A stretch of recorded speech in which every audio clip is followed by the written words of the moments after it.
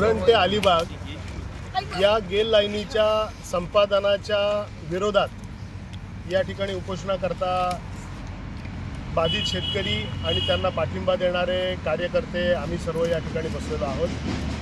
विषय असा आहे की गॅस पाईपलाईन करता संपादनाचं जे धोरण आहे ते धोरण हे साधारणतः 60-70 वर्षापूर्वी तयार झालेल्या कायद्याच्या अन्वये या ठिकाणी आहे। वापराचा हक्क या ठिकाणी संपादित करण्यात येतो, जमीन संपादित करण्यात येत नाही। त्याच्यामुळे देत असलेली जी रक्कम आहे ती सुद्धा अतिशय तुटपुंजी अशी रक्कम आहे। कायद्यामध्ये साधारणतः जमिनीच्या किमतीच्या 10% एवढीच रक्कम या ठिकाणी देण्यात येते। याचा अर्थ चांगली रक्कम द्या आणि संपादन करा असं आमचं बिलकुल म्हणणं नाही। आमचं म्हणणं एवढंच आहे की आज शास्त्र खूप पुढे गेलेलं आहे। गेलची पाईपलाईन जाती आहे, या पेण तालुक्यातून साधारणतः गॅसच्या पाईपलाईन किमान 4 गेलेल्या आहेत शासनाच्या, आणि त्यांनी उभ्या आडव्या पद्धतीनं त्यांना हव्या त्या पद्धतीनं त्यांनी जमिनी फाडलेल्या आहेत। खरं तर आता जमिनीवरती भावाभावांची भांडणं आहेत, जमिनीवरती आईबापाची भांडणं आहेत। ह्या सगळ्या प्रकारामध्ये आता जमिनी कोणाला 5 गुंठे, कोणाला 10 गुंठे, कोणाला 20 गुंठे अशा जमिनी राहिलेल्या असताना असलेल्या जमिनीच्या मधूनच या ठिकाणी पाईपलाईन न्यायची, अलीकडे आणि पलीकडे उजवीकडच्या आणि डावीकडच्या काही जमिनींचा या ठिकाणी संपादन वापराकरता करायचं, त्याचे 10% पैसे द्यायचे। याचा अर्थ शेतकऱ्याचं पूर्ण वाटोळं लावणं हा असा आहे। विकासाच्या आम्ही विरोधात नाही, पण आमचं कोण वाटोळं लावत असेल तर आम्हाला त्याचा प्रतिकार केला पाहिजे, त्याच्याबद्दल न्याय मागितला पाहिजे।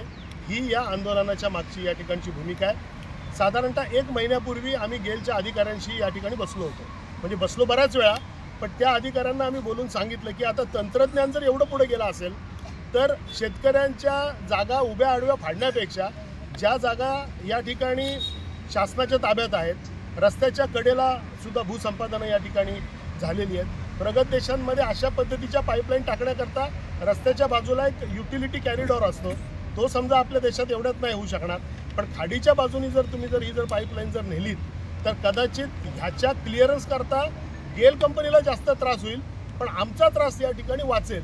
त्याच्यामुळे आमचं असं म्हणणं आहे की तंत्रज्ञानाचा या ठिकाणी फायदा घ्या, त्याचा आधार घ्या आणि आमचं नुकसान कमीत कमी कसं होईल ह्याचा किमान विचार तर या ठिकाणी करा।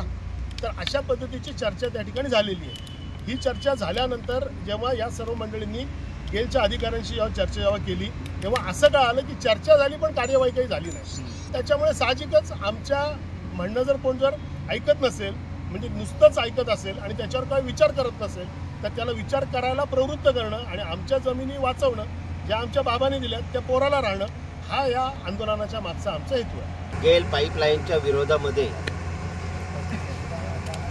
1 दिवसाचं उपोषणासाठी बसलेला आहोत। कारण कसं आहे, बाळ रडल्याशिवाय आईसुद्धा छातीला लावून घेत नाही, त्याप्रमाणे हे तर राज्यकर्ते आहेत, शासनकर्ते आहेत।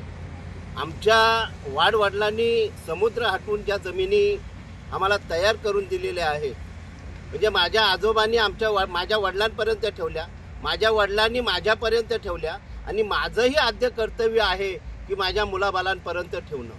परंतु शासनाचा जो काही कुठलाही प्रोजेक्ट आल्यानंतर त्यांना वरकत जमीन नको आहे किंवा घाट माथ्यांवरचा शेतकरी आहे नाही असं आमचं म्हणणं नाही, परंतु घाटावर भरपूर जमिनी असतात आणि त्या पडीक जमिनी असतात, तिकडं काय तुम्हाला काय प्रोजेक्ट करायचे असतील ते करावं अशी आमची नम्र विनंती आहे। कारण आम्हाला जमिनी किती आहेत तर आता माझे 5 भाऊ, 5 भावांनंतर आम्हाला किती आलेले आहे तर 17-17, 18-18 पान जमीन आलेली आहे। पुन्हा मला 2 मुली आहेत, त्यांना किती येईल तर 5-5 पान येईल।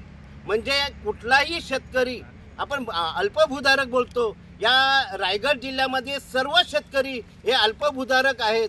कारण कुणाला 5 पान आहे तर कुणाला 10 पान आहे, ह्या पद्धतीने आम्हाला जमिनी आहेत। आणि त्याच जमिनी जर तुम्ही जर आमच्या काढून घेणार असाल तर आता खासदार साहेबांनी सांगितलं आम्हाला आमचा विरोध विकासाला विरोध नाही, परंतु आमचा विकास जर तुम्ही जगाचा विकास करणार असाल आणि आमचं वाटोळं करून जर तुम्ही जगाचा विकास जर करणार असाल तर ह्याला विकास बोलता येणार नाही असं आमचं मत आहे।